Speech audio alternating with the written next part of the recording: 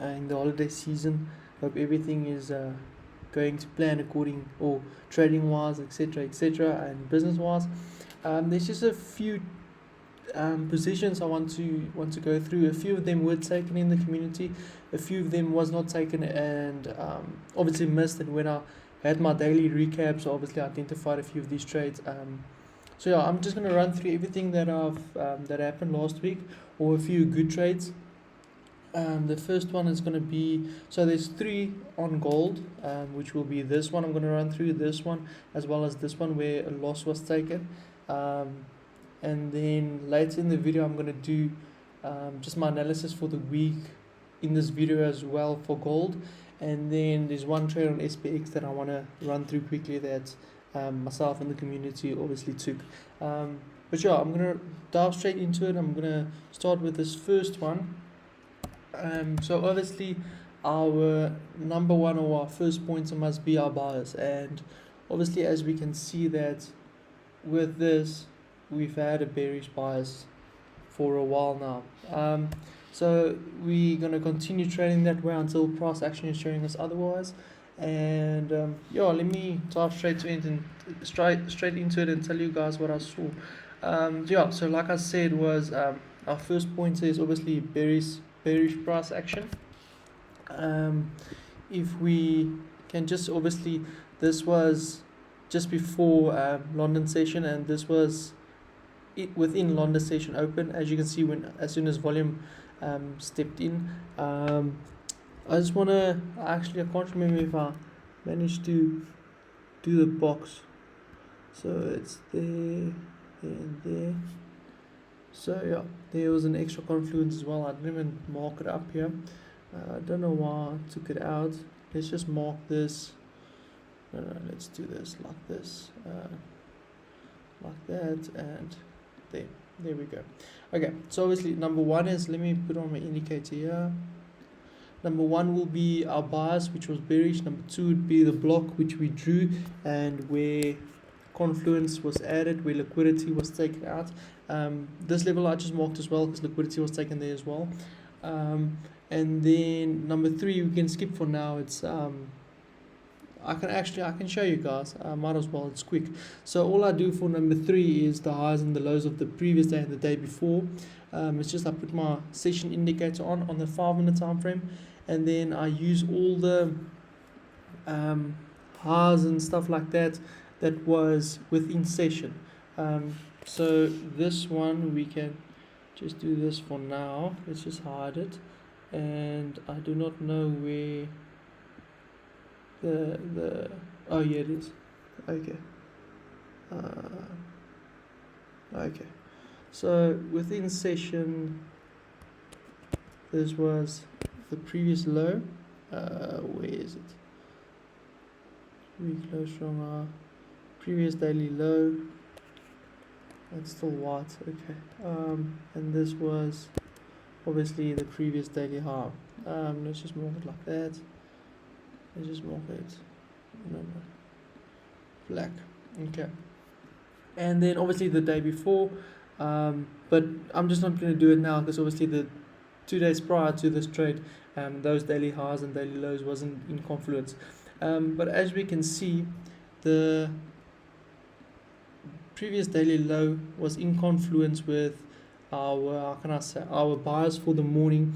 Not completely in confluence, but a more, a more significant confluence would be if, let's say for example, that low was the low of the day, and that low is in confluence with the order block or a supply or demand level. That's all that there is to the highs and the lows at number three, to be honest. But like I said, let's go back to our bias. Our bias was bearish. We drew our block where we could see, oh, there is a block, it's just a different color. Let's just do that. There you can see the block. And then obviously number four is our high time frame demand or supply zone, which I have identified. Let's just do this again. Apologies, man. My head's everywhere, everything's everywhere, but it's fine. We will get the video done. Which I've identified on the hourly time frame. I've just included that week just so that I know where my stop loss must be. And yeah, I mean, after that break of structure, I did place my order, and apologies. And yeah, that's where obviously look at that entry. I mean, it was a beautiful entry.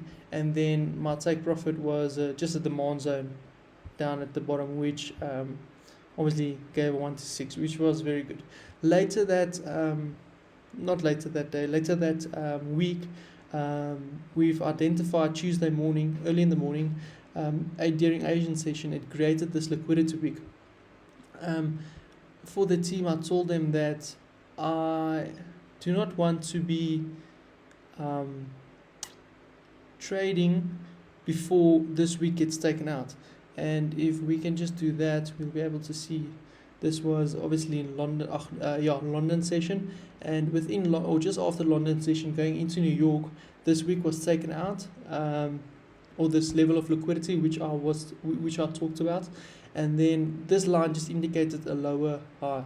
I'm just going to remove this quickly just so that it's not that bad. And then I remember a nice execution would have been this 5-minute market execution.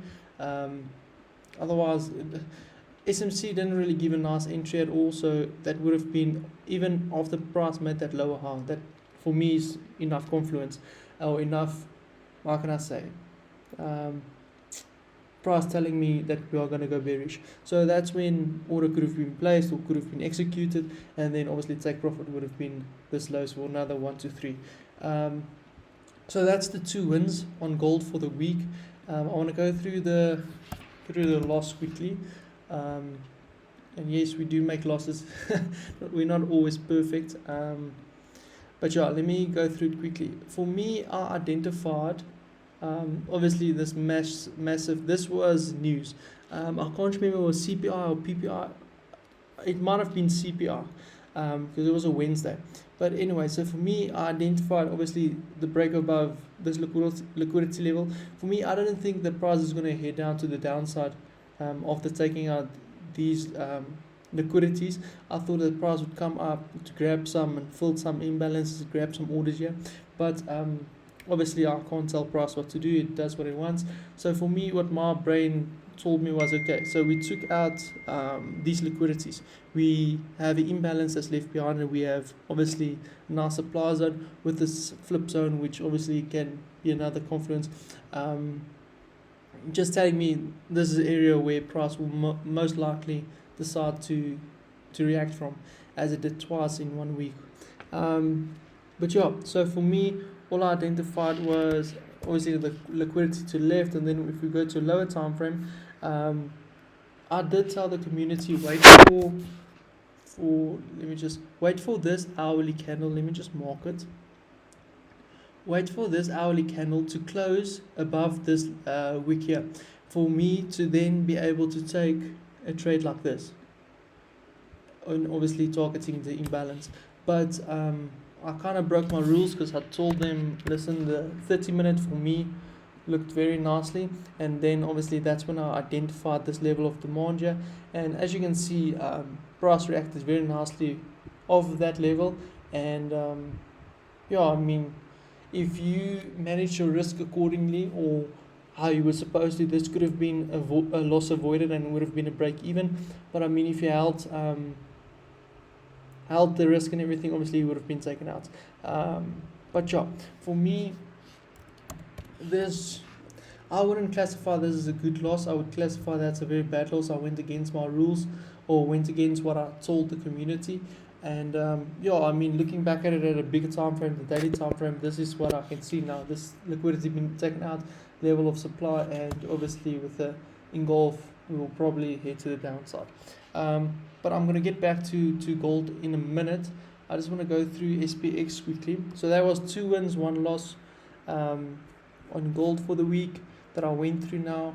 And then it was, where was it? Okay, yeah. I'm just gonna do this just to make it easier. Okay, so let's just start here. Okay, just no. Otherwise, it's gonna look like we're bearish. Okay, for me, obviously this is what I identified, bullish momentum all the way, and then we can jump straight into the lower time frames. Obviously you can see that price broke structures here, obviously heading to the downside, and that's when I came down to the 5 minute. Let's just get rid of that, then we can leave that. So this is where, we put like this is where I identified a level of liquidity here, a level of demand here. Okay, for me this, looking at it again, obviously it's a smart money trap, even for the blind they could see. And then like I said, as you guys can see when I marked that one there, there's another level of liquidity with a very, very, very nice level of demand just below, and obviously that's when orders was placed.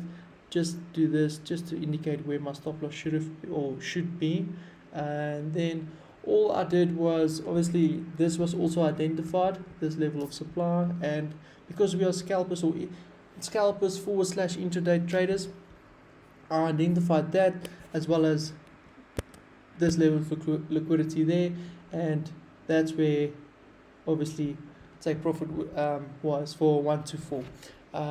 We can just play it out. There we go. And as we can see, obviously price reacted from that level of supply, and boom. So for me, this was probably the best trade for the week. Number one, we were bullish, so we kept by that. Number two, which was the block. I should have drawn the block somewhere here. Let's just check. We can draw it quickly from 9 to 4:30. So even we followed that. Let's just do. Okay, but anyways, you guys get the idea. That's London session price action.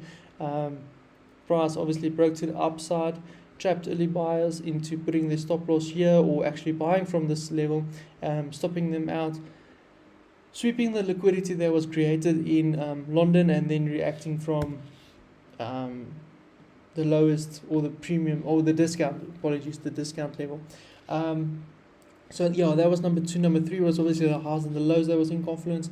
Number four was the higher time frame demand or supply zone, which I identified here, and obviously number five is your entry with your lower time frame in confluence. So yeah, like I said, this was probably the best trade for the week. I'm very proud of this trade. Made up for how can I say, a very slow week. There was 2 break evens, if I'm not mistaken, on Euro USD.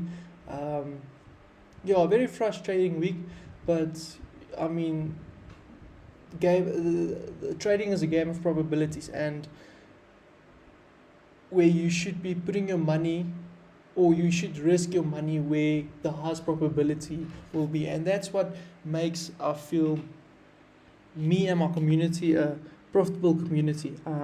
Going into our first month, we've made over, if I must guess, I know the first 3 weeks or the last 3 weeks in the month, I can't remember what we made the first week of the launch of the community, but I know the last 3 weeks of the community, there was 30+% called out. So yeah, for me, it's a very important thing to put your money where the probability is the highest. And if you take 1 trade a week, it's fine. If you take 2 trades a week, it's fine. If you take 6 trades a week, it's fine. But if the probability isn't there for the trade, or isn't worth risking the money, do not take it. Like I said, this week were not a more difficult week, but it was definitely a slower week. But as you guys can see, obviously we came out on top again, and that's all it is. To win the week, you need to win every single day, and obviously you need to focus on today to win today, and to win the month you need to win the week, and to win the year you need to win the month. So small chunks out of the market each day, to secure our profits and to secure our profitability, and to obviously do what we want with our trading profits. That's the only reason, or one of the reasons we do trading. Obviously we love it, but to live the life we want. So that just comes back to, if we do not see a probability trading, do not trade, do not risk a trade, or your money, do not risk losing money in the market that you've worked so hard for. I mean, the market isn't a place where you come in and you understand everything completely. I mean, you work hard for everything you have. So yeah, I mean, just to rant a bit, that's it from my side. And yeah, I mean, this week coming will probably be the last week of 2023 that I'll be active on, obviously the channel and stuff like that. This week already we will visit some families and friends and etc. Have guests over.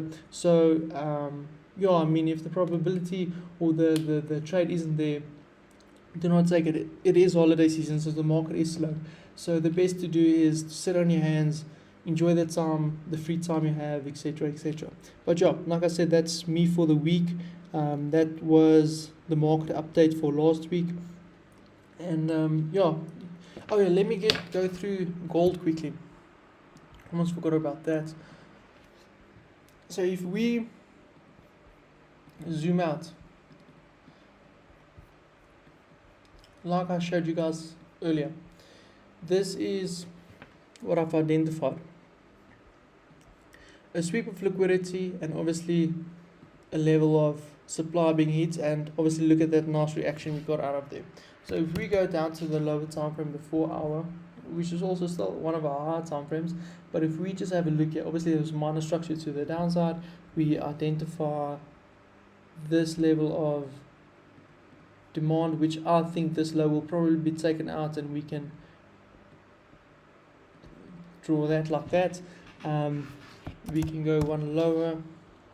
So obviously what I'll be looking for in London tomorrow morning, if not London, New York, is for price to obviously price switch from higher highs, higher lows to lower highs, lower lows, is for price obviously to step up, to find liquidity, or to take out liquidity, find a level of supply, and then obviously to head to the downside. So that's my view for gold tomorrow and the rest of the week. If gold reaches this level, I'll probably be done trading for the week anyways. That's the only probable play I see on gold. I do not see it going any higher, but yeah, I mean, obviously price can still do what it wants, so the only way to go is to react from the market and not predict it.